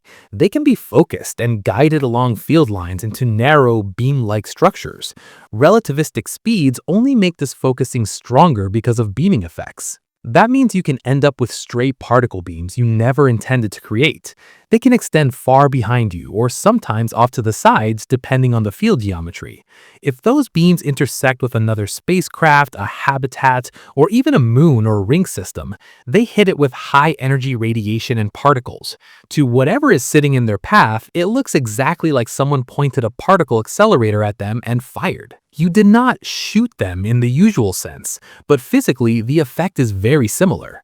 The farther and faster you go, the less control you have over where all of that energy, charge, and radiation ultimately ends up. So by combining speed, field, and plasma, your ship crosses another threshold. It stops being just a kinetic risk and starts acting like a moving mix of reactor, accelerator, and high-voltage machine. You started this journey thinking about a spacecraft, an advanced vehicle. By the time you're deep into the relativistic regime, the universe sees something else, a region of disturbed space-time and plasma that generates shocks, beams, and radiation wherever it goes. From the point of view of safety, that is indistinguishable from having a mobile weapon installation cruising between stars. And all of that is before you talk about the engines themselves, the fusion cores, the antimatter tanks, the laser arrays. Those are not just power plants. They're concentrated energy systems where a small failure can jump instantly from propulsion problem to apocalypse. To push a starship to near light speed, you do not just need a better rocket. You need engines that sit one step away from catastrophe every second they are running. The power levels are so extreme that the line between engine and weapon basically disappears. Start with fusion drives because they're often sold as the realistic future option. A fusion engine that can shove a multi-thousand-ton ship towards zero point 0.9 C is not a modest power plant. You're talking about outputs in the terawatt to petawatt range, trillions to quadrillions of watts. For comparison, all of human civilization today runs on a few tens of terawatts. So your drive might be burning through the power of millions to billions of modern nuclear reactors, concentrated into a reaction chamber a few meters or tens of meters across, hanging off the back of your ship. Keeping that fusion plasma confined takes strong magnetic fields, precise timing, and constant control. If the fields sag or distort, the plasma touches the walls, dumps its energy, and can damage the chamber. If the fuel feed glitches, you can get unstable bursts in output. Every part of the system wants to either shut down or blow up. You're forcing it to stay in a narrow, just right zone for months or years. So ask yourself, how forgiving is that setup when you're already dealing with dust impacts, radiation, induced currents, and all the other noise of relativistic flight? Even if you can hold a fusion core steady in a lab, doing it on a ship at 0.9 C is another level of difficulty. Sensors can get confused, control loops can lag or saturate, magnetic coils can quench under thermal or electrical stress. A sudden loss of confinement doesn't just mean engine off, it means a large fraction of the power you were directing neatly out the back now slams into internal structures as heat and mechanical stress. In the best case, you get a shutdown and damage. In the worst case, the engine blows apart the aft section of the ship and throws debris into space at a serious fraction of your current speed. Now, if fusion already sounds risky, what happens when you step up to antimatter, where the fuel is pure energy waiting to go off? Matter-antimatter annihilation gives you a ridiculous energy density. 1 kilogram of matter meeting 1 kilogram of antimatter releases on the order of 90 quadrillion joules. That's the kind of number that converts directly into thousands of megatons of TNT equivalent. Even a few grams carries more destructive potential than the largest nuclear weapons humanity has ever built. A few kilograms, mishandled, is an event at the scale of a large nuclear warhead exchange. To use antimatter as fuel, you have to store it, usually in magnetic or electric traps, completely isolated from normal matter. Any leak means particles escape, touch the walls, and annihilate. That annihilation produces high-energy gamma rays and particle showers that can damage the traps further, causing more leaks. It's a feedback loop you cannot afford. The containment systems must work perfectly, continuously, under vibration, acceleration, and radiation with no slip. So the obvious question becomes, how forgiving is that setup when you're already dealing with dust impacts, radiation, induced currents, and all the other noise of relativistic flight? The answer is effectively none. A control glitch, a software error, a manufacturing defect in one magnet, or a micrometeoroid strike at the wrong spot can trigger a partial containment loss. Even if only a small fraction of the stored antimatter releases, the energy could be enough to destroy the ship outright and blast the radiation pulse through nearby space. At relativistic speeds, that debris and energy pulse travel on, turning a local engine problem into a large-scale hazard. Because these internal engines are so dangerous, it's tempting to push the risk outward and say, let's not carry the full drive, let's use beamed propulsion instead. In beamed propulsion concepts, huge laser or particle beam arrays sit back in the home system. They fire on a sail or an absorber attached to your ship, pushing it forward without the ship needing to lug a massive engine and huge fuel tanks. On paper, this solves some problems. Less engine mass on the ship, less fuel on board, potentially simpler structure. But you have not removed the danger, you have moved it. Those launch arrays need to output power in the gigawatt to terawatt range, possibly more, and focus that beam over distances measured in millions or hundreds of millions of kilometers, whole astronomical units.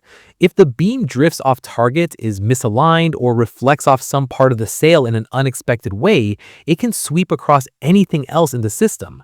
What happens if a terawatt-class laser aimed at your starship accidentally crosses the orbit of a habitat, a moon base, or another ship? What happens if a control error points at a fraction of a degree high or low and rakes the atmosphere of a planet? These are not harmless searchlights. A misfire here is atmospheric heating, surface damage, or destruction of infrastructure on a planetary scale. The engine room of your interstellar mission is now your entire home system, armed with a beam that, if abused or misconfigured, behaves like a directed energy weapon. So whether the power is on board or at home, you are dealing with systems that, by their basic physics, sit right on the edge between propulsion and attack. Now, combine that with the fact that these engines operate at relativistic speeds. A jet engine on a modern plane that fails can usually be shut down. The plane glides, or the remaining engines compensate. Even a rocket engine failure on a launch today happens at speeds where we can sometimes abort, or at least keep the damage mostly local. A fusion or antimatter system mounted on a ship at 0.9 C is not like that. If it fails violently, it does so in a frame where the ship's debris is already moving at a massive fraction of light speed. Pieces of the engine, chunks of shielding, and clouds of plasma get flung out along the ship's trajectory and sideways. Each fragment carries a huge amount of kinetic energy. You do not get a neat explosion and then calm. You get a spray of relativistic shrapnel that can travel interplanetary or even interstellar distances before slowing down. In other words, engine failure has turned into a cosmic accident. There is no safe shutdown mode once something big has gone wrong. By the time the event finishes, the ship is gone, and the damage is baked into a large region of space around the failure point. Put all of this together, and you see a grim symmetry. The more advanced and powerful your engine, the better it is at throwing mass or light out the back at extreme speeds, the closer it gets to being a weapon system by definition. A fusion drive is basically a controllable nuclear device that you fire continuously. An antimatter drive is controlled annihilation, one step away from an uncontrolled one. A beamed propulsion system is an enormous directed energy system that can either push a sail or burn anything it hits. At modest speeds, you can argue that these things are just extreme engineering tools.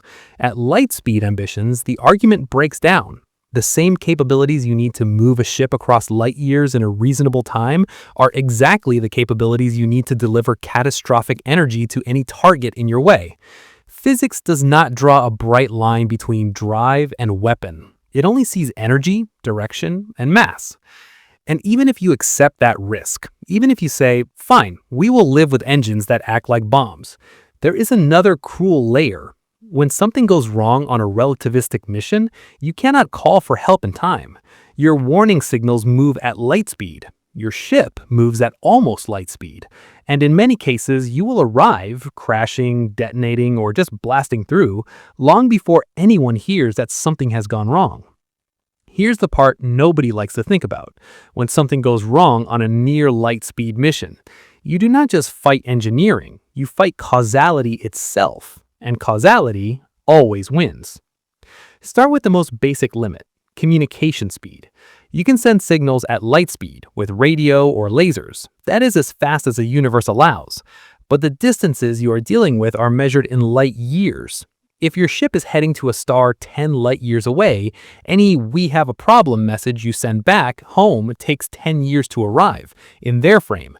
If you send that message halfway through the trip, Earth hears it 5 years after you sent it, and by the time they even know there's an issue, you've already arrived at the target, or crashed or flown straight through long ago in your own timeline. So ask yourself, what kind of help can mission control actually offer when the delay is measured in years? They can't steer you out of a collision. They can't talk you through a live emergency. They can't patch your software in real time. By the time they see telemetry that shows something is off, the event is not about to happen, it is part of history. Any advice they send back is aimed at a past that already played out on your side. Even if your ship survives and keeps going, you and Earth are always talking about different moments in the mission. There is no shared now to coordinate around. That gets even messier when you add one of relativity's strangest features, the way different observers disagree on the timing of events. At near light speed, the order in which things happen is not absolute between different frames. From your perspective on the ship, maybe you detect a problem, send a warning signal, then suffer a major failure. In your log, the message clearly goes out first. From Earth's perspective, because of how motion and light travel combine, it can look like the failure happened before the signal was sent. Now, imagine people back home trying to reconstruct what went wrong with incomplete data, signals arriving out of order they expect, and long gaps where they have no direct information at all. Even the narrative of the accident can become unclear, not because anyone is lying, but because relativity literally reshuffles the order of "this happened before that" between different observers. When you try to coordinate rescue plans or decide whether to launch a follow-up mission, you're working with a timeline that is distorted by speed and distance. Now bring this down to your actual day-to-day reality on a relativistic ship. Today, space agencies run missions with tight ground control. Engineers on Earth watch live or near-live telemetry with delays of seconds to minutes. When something goes wrong on a Mars rover or a satellite, teams can brainstorm options, upload new software, tweak procedures, and try again. The spacecraft is not alone. It has an entire planet of experts riding along virtually.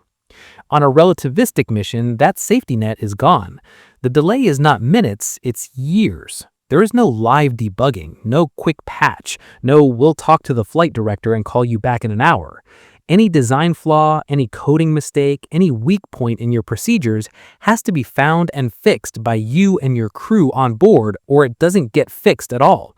Your ship is its own mission control, its own rescue team, and its own accident investigation board trapped inside the same metal shell. If the problem is too big for that closed system to solve, then that's the end of it. From Earth's point of view, they see the data long after the fact, and all they can do is write reports and change plans for the next mission. Now take it one step further. What if the ship itself becomes a danger, not just to its own crew, but to some other star system downrange? Say your navigation fails subtly and your trajectory shifts. You don't end up breaking into your target's safe corridor. Instead, you're now on a path that will take you straight through the heart of some planetary system at zero point 0.8 or zero point 0.9 times the light speed. You realize this late, after the chance to correct has already passed. You send a warning out in all directions, broadcasting that a relativistic projectile is incoming, that anyone in its path needs to move or prepare. But your warning moves at light speed, and you are moving just under light speed. That means in many directions, you arrive before your warning does. For the system you're about to hit, your distress signal is trailing behind you, like the wake of a ship. They detect you only when you're practically on top of them, or worse, they detect nothing at all before an impact or a dangerous fly-through. From their perspective, there was no time to evacuate or reposition anything. A 1,000-ton near-sea object just tore through their neighborhood, and the first explanation radio wave reaches them years after the blast or the flyby. So the same rule that keeps the universe neat and causal, nothing outruns light, becomes a horror feature in this context. It guarantees that no alarm can ever get ahead of a fast enough ship. This flips the way we usually think about causality in physics. We like to say causality protects us, that it prevents paradoxes, that it keeps cause in front of effect. That's true in a clean, abstract sense. But when you build objects that move very close to that ultimate speed, causality also locks in your worst outcomes. Once a relativistic ship is aimed and accelerated, there's a region of space and time where nothing anyone does can stop it or warn the targets in time. There is no interception that beats light. There is no faster alert. Every safeguard you might imagine, remote overrides, emergency shutdown commands, kill switches from home, runs into the same brick wall. Signals from Earth crawl behind you compared to your own motion. By the time a shutdown order reaches the ship, whatever accident or misfire they are trying to prevent has already happened in your frame, and probably in the frame of your target too. That is a deeper problem with lightspeed ambitions. You are not just making engines bigger, shields thicker, and navigation smarter. You're building machines that operate right up against the hard limit of information flow in the universe. When they go wrong, everyone else finds out late, every time. Put everything so far together, and the picture is clear. A near-light-speed starship is loaded with kinetic energy like a weapon, stressed to the edge of material limits, soaked in radiation, hard to steer, almost impossible to cool, powered by engines that behave like contained disasters, and cut off from timely help by the very speed it relies on. So the final question is obvious. If the physics keep stacking the deck like this, is the universe trying to tell you something about how fast you are actually meant to go, and what a sane interstellar strategy looks like? So after everything you've heard, here's the question that's left. If every part of near light speed travel fights you, is there any way to make it safe? Or is the universe basically telling you to slow down? Look at the pattern running through every problem so far. You add shielding on the front of the ship so dust grains don't punch straight through. That shielding adds tons or thousands of tons of mass. Now you need more engine power to push it to 0.5 C or 0.9 C. That extra power turns into more waste heat, so you bolt on bigger radiators. Bigger radiators give you more fragile structures hanging off the hull, more area to get hit, and they glow hotter and brighter, broadcasting your position across light years. Then you say, fine, let's offload the engines and use beamed power from the home system, and suddenly your launch infrastructure is a set of gigawatt or terawatt laser or particle beams that can burn anything they hit. You keep fixing one failure mode, and physics just moves the risk somewhere else. It never removes it. So if relativistic travel is such a minefield, do we see anyone out there doing it? We have looked at a lot of sky, in radio, in visible light, in X-rays and gamma rays. We see natural high-energy phenomena everywhere. Jets from black holes, flares from magnetars, pulsars sweeping beams across space. Those are relativistic. They throw particles and photons around at speeds very close to light. But what we do not see, at least not clearly, is obvious artificial near-sea traffic. No clean, straight, bright signatures that scream, this is a starship breaking at 0.8 C in someone's planetary system, or this is a beam array driving a sail for decades. Maybe advanced civilizations are extremely rare. Maybe they hide very well. Or maybe once they run the numbers you just heard, they decide that turning giant masses into relativistic bullets is a bad long-term survival strategy, and they stay slower by choice. That does not mean they stay home. It means they pick speeds that are brutal by our standards, but not suicidal. Speeds in the range of 1 to 10% of light, about 0.01 C to 0.1 C, which is roughly 3,000 to 30,000 kilometers per second, or about 6.7 to 67 million miles per hour, are already insanely fast compared to anything we fly now. But the energy requirements at those speeds are orders of magnitude lower than at 0.9 C. Kinetic energy grows with the square of velocity, so cutting speed by a factor of 10 cuts energy by a factor of 100. That lighter energy budget means less insane engines, smaller fuel reserves, and radiators that don't need to be the size of cities. Dust impacts at 0.01 C or 0.05 C are still serious, but with reasonable shielding, meters of material, smart sacrificial layers, maybe some electromagnetic deflection, you can design for survival instead of guaranteed disaster. Radiation is still a problem, but the Doppler shifting of background light and cosmic rays is far less extreme than at 0.9 C. Arrival is still a big job, but now you can manage braking over long, gentle phases without needing to dump asteroid-level energies in one shot. You might spend decades on the journey in ship time, but the mission is at least within the bounds of extremely hard engineering, instead of one misstep and you sterilize a world. That kind of speed is not Hollywood fast, but it's still interstellar. A trip to a star 4 light-years away at 0.1 C takes about 40 years in the rest frame. Maybe less for you on board once you factor in some time dilation, but not dramatically less. That is a long mission, but not impossible on civilizational scales. It's the kind of thing a serious, long-lived culture could plan for. And once you accept that you don't need to throw full-size cities at 0.9 C, you can start thinking differently about what really needs to travel. Instead of trying to brute force sea with giant crude ships, a smart civilization can pivot to smaller, more robust systems. Swarms of tiny probes, each only grams or kilograms in mass, can spread out at zero point 0.1 C, mapping and sampling thousands of systems over time.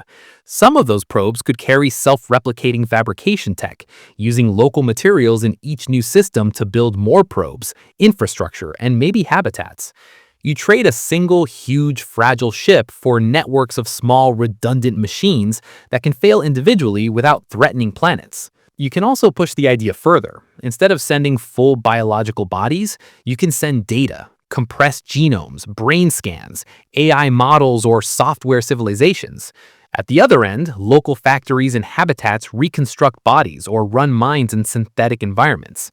The trip is still long, you still face dust and radiation, but your payloads are light, your energy budget is smaller, and the worst-case failure modes affect individual probes or copies, not entire biospheres. In that picture, the real frontier is not speed, it's strategy. You use automation, replication, and information theory to spread out safely, instead of trying to turn a single ship into a near-sea battering ram. You accept that the universe has a hard speed limit, and you build around it instead of trying to punch through it. So here's the blunt closing truth. When you aim for light speed with a big, massive ship, the universe doesn't just say no. It shows you, in clear, unforgiving math and simple physical consequences, exactly how you will shred your hull, overload your engines, cook your crew, and if you lose control, threaten entire planetary systems before you ever arrive. The cosmos is not just large, it's brutally clear about the price of trying to outrun its speed limit. This video is for educational or entertainment purposes only, and information provided in the video may be incorrect. If you enjoyed the video, consider subscribing to the channel and like the video.